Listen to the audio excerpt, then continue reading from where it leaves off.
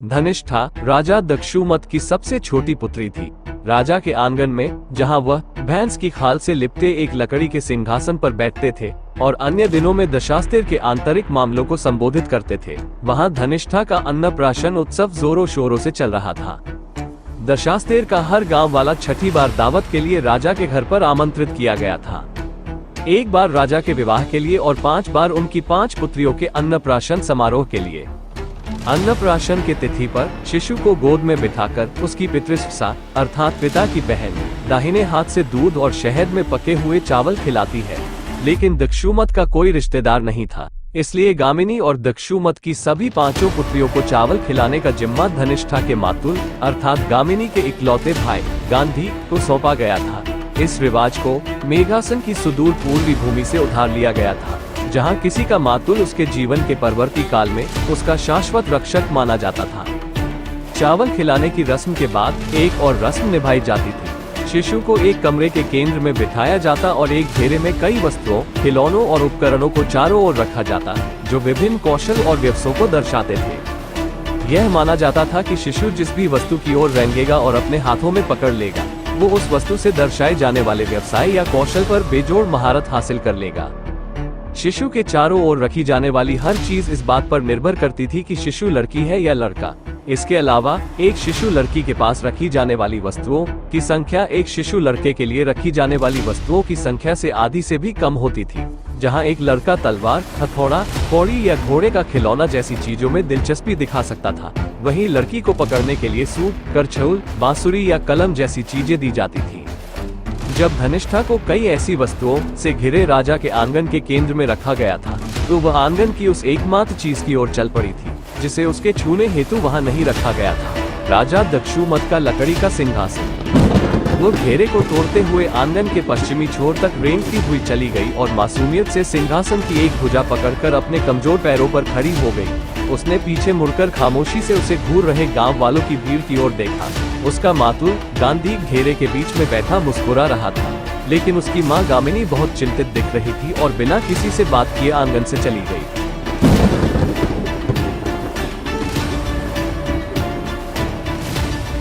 गोधीला पर युद्ध की घोषणा करने से पहले राजा दक्षुमत रणनीतियों के बारे में चर्चा कर ही रहा था कि गामिनी ने अतिथि कक्ष में प्रवेश किया। सभी सरदारों ने रानी को सम्मान के साथ झुककर प्रणाम किया। वो सब एक विशाल लकड़ी की मेज के चारों ओर खड़े थे, जिसपे जम्बूद्वीप के दक्षिणी भाग का एक नक्शा रखा हुआ था। कपड़े से बने उस नक्शे के चारों कोनों पर 4 चिकने काले पत्थर रखे गए थे, ताकि नक्शा अपने स्थान पर मजबूती से टिका रहे। प्रत्येक पत्थर एक मुष्टि के माप का था। गामिनी राजा के बाएं कान के पास गई और धनिष्ठा के अन्नप्राशन में हुई घटना के बारे में बताया। उसने राजा से पूछा, क्या हमें धनिष्ठा की वस्तु चुनने वाली रस्म पुनः करवानी चाहिए? दक्षुमत कुछ क्षण मेज के ऊपर झुककर खड़ा रहा, नक्शे पर रखे अपने दोनों हाथों पर अपना भार देकर। फिर उसने तेजी से उनमें से एक काला पत्थर उठाया और अपनी पूरी ताकत से गामिनी के बाएं गाल पर दे मारा। रानी तुरंत लकड़ी के फर्श पर गिर पड़ी और उसके मांस में बनी नई दरार से खून बहने लगा। वो हैरान नहीं बल्कि लज्जित दिख रही थी। वो सोचने लगी, वो इतनी बड़ी दुर्घटना कैसे होने दे सकती है?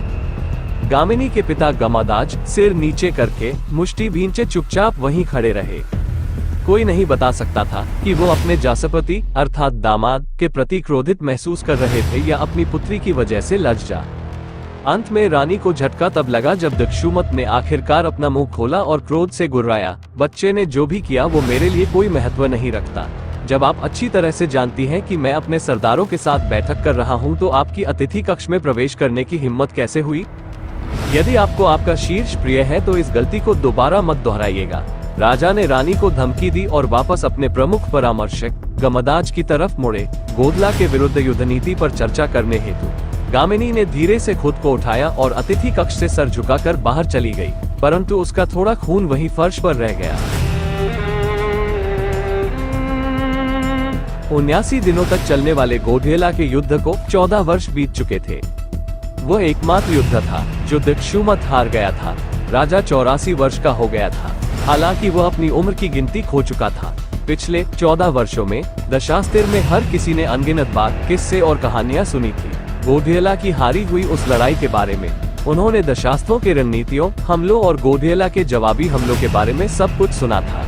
उन्होंने किस्से और अफवाहें भी सुने थे कि कैसे गोधियला को अंतिम दिन में एक रहस्यमय सहायता प्राप्त हुई थी, जिसने उनकी जीत सुनिश्चित की थी। परंतु दशास्त्रों ने कहानी का एक हिस्सा तो कभी सुना ही नहीं था, वह हिस्सा जहां राजा दलदल में डूब गया था और एक अज्ञात स्थान में पहुंच गया था, जहां उसने एक बोलने वाले कौवे, बगुले और 2 चेहरों वाले एक पेड़ से बात की थी।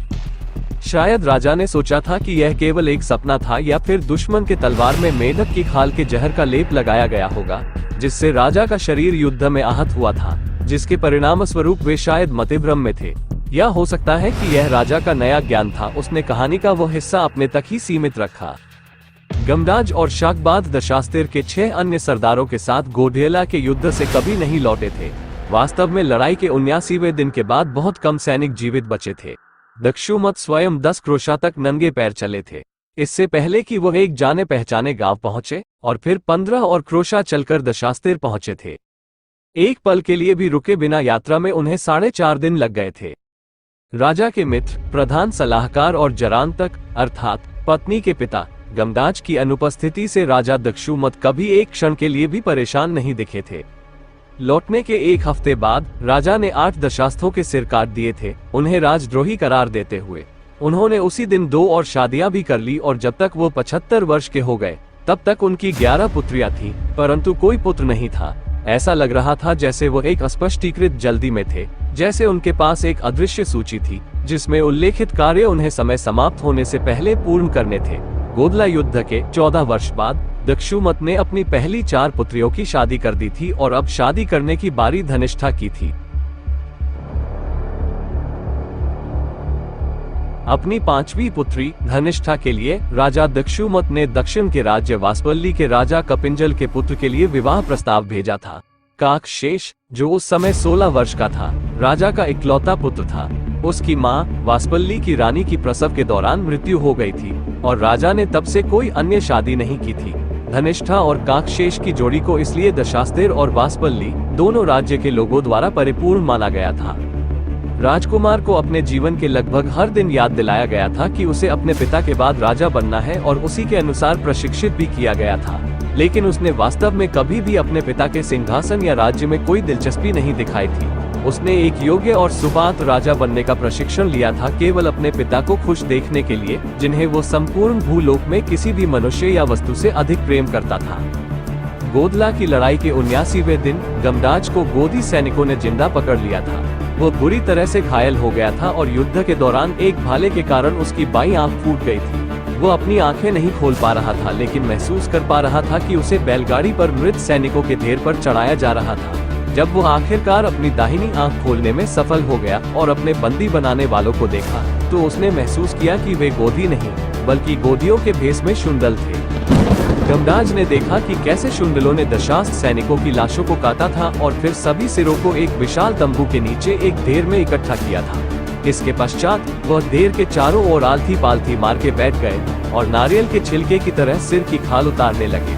जब गमदाज अंत में एक बांह को हिलाने में सफल हो गया, तो उसने अपनी टूटी पसलियों के कारण दर्द से चिल्लाना शुरू कर दिया, और तभी शुंडलों को एहसास हुआ कि उनकी एकत्रित की हुई 3000 दशास्त्र लाशों में से एक अभी भी जीवित है।